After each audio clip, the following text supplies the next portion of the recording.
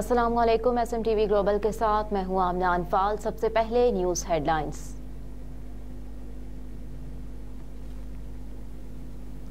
बिलावल भुट्टो जरदारी आज लाहौर का दौरा करेंगे। अहम शख्सियात की पार्टी में शमूलियत मुतवक्के।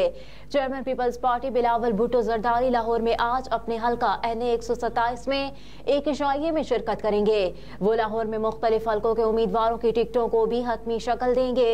साबिक वज़ीर ख़ारजा बिलावल भुट्टो जरदारी से आज मुलाकात के दौरान कुछ अहम सियासी शख्सियात पीपल्स पार्टी में शमूलियत का भी ऐलान करेंगी।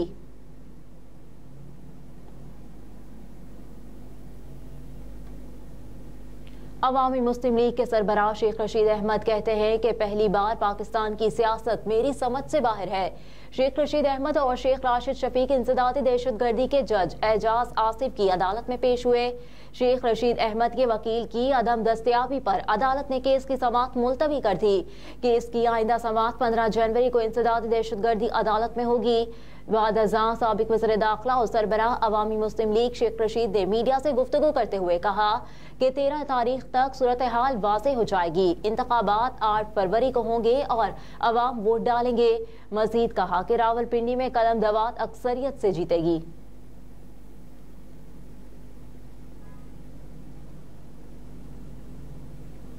कोहाट में दहशतगर्दों का चेक पोस्ट पर हमला, 3 पुलिस एहलकारों समेत 4 अफराद शहीद। दहशतगर्दों की जानिब से कोहाट के इलाके लाची टूल प्लाजा के करीब चेक पोस्ट को निशाना बनाया गया। शहीद होने वालों में head constable Amjad, head constable Junaid, constable Waqar और शहरी नूर मोहम्मद शामिल हैं। पुलिस के मुताबिक एहलकारों की जानिब से जवाबी फायरिंग करने पर दहशतगर्द फरार हो गए। वाक़े के बाद पुलिस की भारी नफरी मौके पर पहुंच गई और इलाके को घेरे में लेकर हमला आवरों की तलाश के लिए सर्च ऑपरेशन शुरू कर दिया।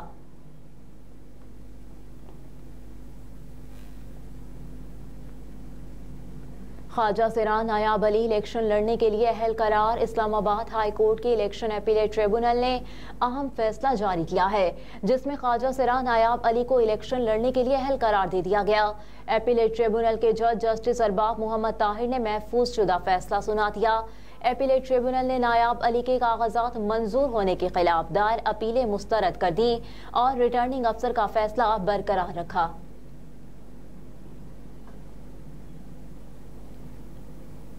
पाक कतर मुश्तरका फ़ज़ाई मश्क ज़िलज़ाल 2 का कतर में आगाज। तर्जुमान पाक फ़िज़ाइया के मुताबिक ज़िलज़ाल 2 दुनिया की पेचीदा तरीन मुश्तरका फ़ज़ाई मश्कों में से एक मश्क है।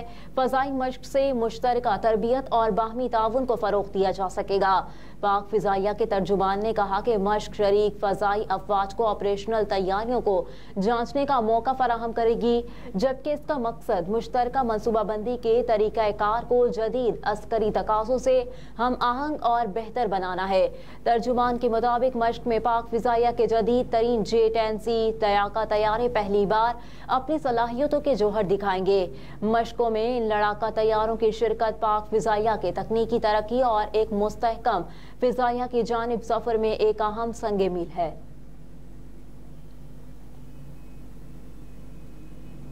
स्टेट बैंक ने ओवरसीज पाकिस्तानियों के रकम वतन भेजने की तफसीलात जारी कर दी। बैरून मुल्क मुकीम पाकिस्तानियों ने दिसंबर में 2 अरब 38 करोड़ डॉलर वतन भेजे। सऊदी अरब में मुकीम पाकिस्तानियों ने दिसंबर में 57 करोड़ 76 लाख, जबकि मुत्तहिदा अरब अमारात से दिसंबर में 41 करोड़ 92 लाख डॉलर पाकिस्तान भेजे गए। बरतानिया से 36 करोड़, यूरोपीय यूनियन से 28 और अमेरिका से 26 करोड़ डॉलर पाकिस्तान आए। रवा माली साल की पहली छमाही में 13 अरब 43 करोड़ डॉलर भेजे गए, जबकि माली साल 2023 की पहली छमाही में वर्कर्स तरसीलात 14 अरब 41 करोड़ डॉलर्स थी। स्टेट बैंक के मुताबिक रवा माली साल की पहली छमाही में वर्कर्स तरसीलात 6.8% कम रही। जुलाई से दिसंबर की औसत माहाना वर्कर्स तरसीलात 2.23 अरब डॉलर्स रही।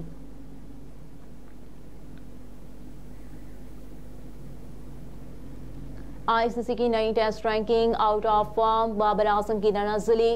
ICC की नई टेस्ट रैंकिंग के मुताबिक साबिक कौमी कप्तान बाबर आजम की 2 दर्जे तनज़ली हुई। जिसके बाद वो 8वीं पोजीशन पर पहुंच गए, जबकि बल्लेबाजों में टॉप 10 में और कोई पाकिस्तानी शामिल नहीं। नई रैंकिंग में न्यूजीलैंड के स्टार बल्लेबाज केन विलियमसन पहली पोजीशन पर बराजुमान, जबकि इंग्लैंड के जो रूट की आईसीसी टेस्ट रैंकिंग में दूसरी और ऑस्ट्रेलिया के स्टीव स्मिथ तीसरी पोजीशन पर कब्जा जमाते हुए।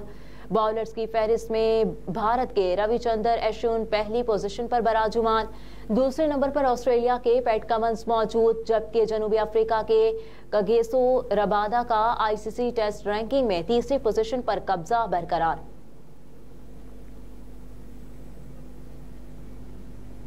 कीवीज के मैदान में रिजवान और साइम से इनिंग्स का आगाज करवाने का फैसला। ऑकलैंड में ट्रेनिंग सेशन के दौरान जारहे मिजाज ओपनर साइम अयूब और wicket keeper batter Mohammad Rizwan ने नई गेंद के साथ प्रैक्टिस की, जिससे तासुर मिल रहा है कि सीरीज के दौरान दोनों क्रिकेटर्स ही बैटिंग का आगाज करेंगे।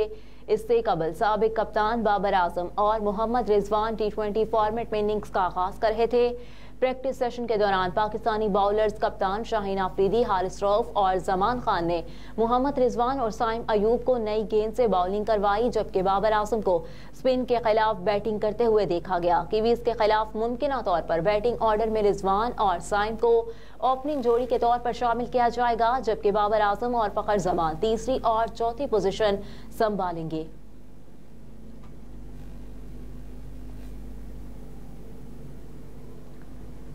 इजरायली फौज के निहत्ते फलस्तीनियों पर हमले जारी, 24 घंटों में मजीद 126 अफराद शहीद। मीडिया रिपोर्ट्स के मुताबिक इजरायली फौज के वस्ती और जनूबी गजा पर शदीद हमले जारी हैं। गुज़िश्ता 24 घंटों के दौरान काबिज फोर्सेस की कार्रवाइयों में मजीद 126 फलस्तीनी शहरी शहीद और 241 जख्मी हो गए। मगरबी किनारे में भी इसराइली फौज वहशियाना वार जारी। फायरिंग के नतीजे में 4 नौजवानों को कत्ल करने के बाद उन पर गाड़ियां चढ़ा दी। इसके अलावा तौल करम में इसराइली ड्रोन हमले में मुतादिद फलस्तीनी जख्मी हुए। दूसरी जानिब आलमी अदालत इंसाफ इसराइल के खिलाफ गजा में फलस्तीनियों की नस्लकुशी के मुकदमे पर कल से समाअत शुरू करेगी। दरखास्त जनूबी अफ्रीका ने दायर कर रखी है।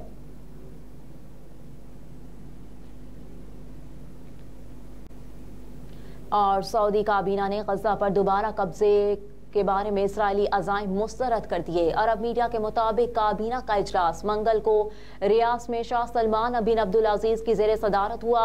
वजीर इत्तला सलमान दोसरी ने इजलास के बाद बताया कि काबीना में इलाकाई और बैनुल अक़वामी हालात के बारे में तबादला ख्याल, बिलखुसूस फलस्तीनी इलाकों की ताज़ा सूरत हाल पर तवज्जो मरकूज की गई। इजलास में गजा की पट्टी पर नाजायज कब्जा बहाल करने, यहूदी बस्तियों की तामीर और गजा से इसके बाशिंदों की बेदखली से मुतालिक इसराइली हुकाम के बयानात को मुस्तरद किया गया।